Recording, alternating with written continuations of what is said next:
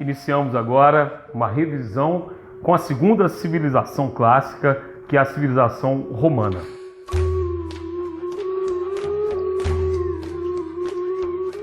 Algumas informações importantes para nós iniciarmos o raciocínio sobre essa civilização que tem como grande legado o direito. Como nós havíamos dito, se a Grécia deixou para a história a democracia, Roma vai deixar a república e principalmente o direito. O direito romano é o grande legado deixado por essa civilização. Estamos falando de uma civilização que foi construída a partir do centro da Península Itálica, região conhecida como Lácio, uma região diferente da Grécia, porque ela tem o solo fértil, mas o litoral é pouco recortado.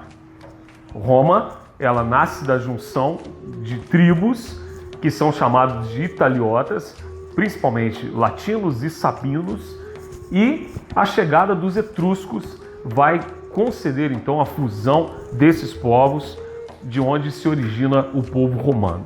Italiotas, com sabinos e latinos, e a chegada dos etruscos são os três grupos principais. Existem tribos menores, mas nós vamos ficar só nessas tribos.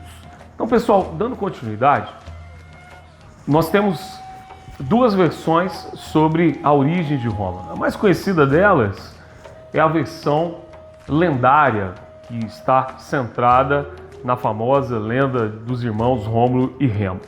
Mas eu queria, para a gente ganhar tempo, irmos para o ano 509 a.C. Roma foi uma monarquia, sendo 7 reis ao longo da história, divididos ali entre sabinos, latinos e etruscos. Mas uma insatisfação gerada tanto por plebeus quanto por patrícios levou ao ano 509 a.C. a ficar conhecido como o ano da instalação da República, do latim res publica, a coisa pública. Qual é a diferença da monarquia? Porque na República, a coisa pública romana, você tem alguns cargos pontuais que são escolhidos através de voto. Nós temos 3 instituições no primeiro momento. O Senado, composto por 300 senadores, escolhidos entre as 300 principais famílias patrícias, com cargo vitalício. As chamadas magistraturas, onde você tem funções pontuais, como os edis, os questores, os censores, os pretores, o ditador e por aí vai. Não vamos esmiuçar cada um deles, não se faz necessário. E as assembleias, que era exatamente a reunião de cidadãos romanos que escolhiam, que elegiam esses magistrados. Sendo que o Senado é o principal órgão, é ele que comanda toda a civilização romana. Mas eu queria chamar a atenção para aquilo que a gente já disse sobre a Antiguidade Clássica, que são civilizações, que são povos concentrados em 3 características principais: a luta de classes, a escravidão e também a questão da cidadania e da participação política. Na monarquia, os patrícios possuíam privilégios.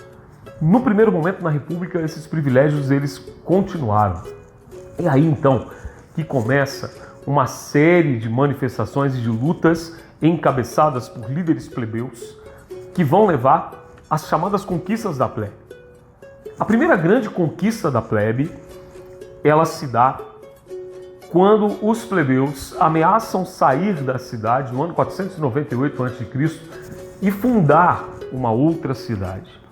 Nesse momento, então, é criado ali o cargo de tribuno da plebe, o tribunato da plebe.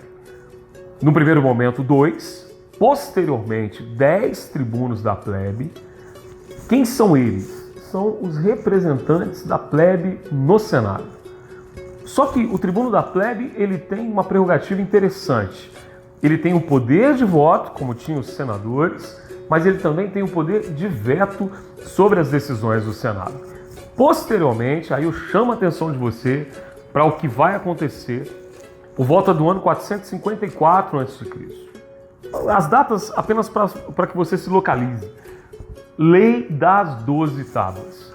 Os plebeus exigiram conhecer as leis de Roma. E as leis de Roma foram aprimoradas Inclusive, um grupo de juristas romanos foram para a Grécia para conhecerem as leis de Solon, e essas leis se transformaram na Lei das 12 Tábuas. Por que Lei das 12 Tábuas? São 12 tábuas de pedras localizadas no centro da cidade para que todos pudessem ter o conhecimento de algo que era um direito público, para saber quais eram os seus direitos e quais eram os seus deveres. Aqui se encontra a raiz do direito romano. Como eu disse, a coisa mais importante deixada por Roma. Depois da conquista da Lei das 12 Tábuas, vem um conjunto de leis chamadas de leis licínias, que acaba com a escravidão por dívida e que estabelece a divisão de terras conquistadas pelo exército romano entre patrícios e plebeus. Outras leis licínias estão inseridas aí, como a do plebiscito, mas continuando, uma última lei de destaque, que é uma conquista da plebe, são as chamadas leis canuleias. A lei canuleia dava direito de casamento entre patrícios e plebeus.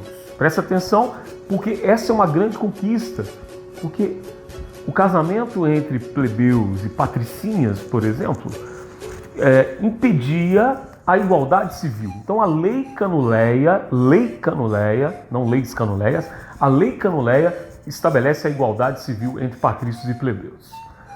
No primeiro momento, então, nós destacamos isso na República.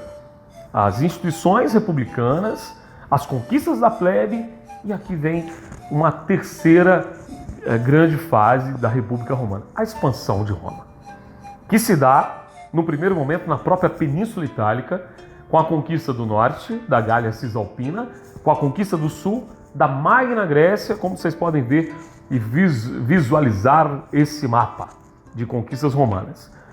Posteriormente, os romanos, não contentes em ficar apenas na Península Itálica, eles vão então partir para uma ofensiva contra o grande império cartaginês. Cartago, uma cidade localizada na atual Tunísia, que tem uma origem fenícia, os cartagineses são descendentes dos antigos fenícios. Cartago era a proprietária do mar Mediterrâneo. Roma, então, inicia a sua expansão fora da Península Itálica, conquistando o território cartaginês nas chamadas Guerras Púnicas. Por que Guerras Púnicas? Porque os cartagineses, eles ficaram conhecidos como os Punis pelos romanos. A partir das Guerras Púnicas, Roma então vai empreender a chamada conquista do Mediterrâneo. Os romanos então chamam o Mediterrâneo, tratam o Mediterrâneo como Mare Nostrum, o nosso mar. Só que essas conquistas, elas possuem consequências. Não são apenas consequências benéficas, elas trazem alguns malefícios, principalmente para as classes mais baixas. Só que uma coisa que é importante, de tantas consequências, lembre-se que toda guerra traz prisioneiros. Prisioneiro de guerra é igual a escravo. Aumenta-se a escravidão. Aumentando-se a escravidão, a plebe é marginalizada. Marginalizando-se a plebe, você tem também uma certa convulsão social que vai acontecer com o mundo romano. Dentro desse processo de convulsão social, aparecem dois personagens que são considerados dois dos grandes personagens da história romana. São dois tribunos da plebe. Os irmãos Graco. Tibério Graco, 134 a.C. Tibério Graco apresentou uma proposta de uma reforma agrária. O romano não poderia possuir mais do que 300 acres de terra. A proposta de repartição das terras, de redivisão das terras romanas. O que aconteceu? Uma conspiração leva ao assassinato de Tibério Graco. Encerramos então essa primeira parte sobre a civilização romana. Na volta, no segundo vídeo sobre Roma, nós vamos dar continuidade então, encerrando a República, já iniciando o período imperial. Quando eu falo... ele vai cortar... Aliás, estamos mais ou menos tranquilo. Todas as vezes que eu passo pelas ruas aqui de Belo Horizonte, de Varginha, no Brasil, as pessoas dizem: quem é esse gladiador que está andando por aí? Oi?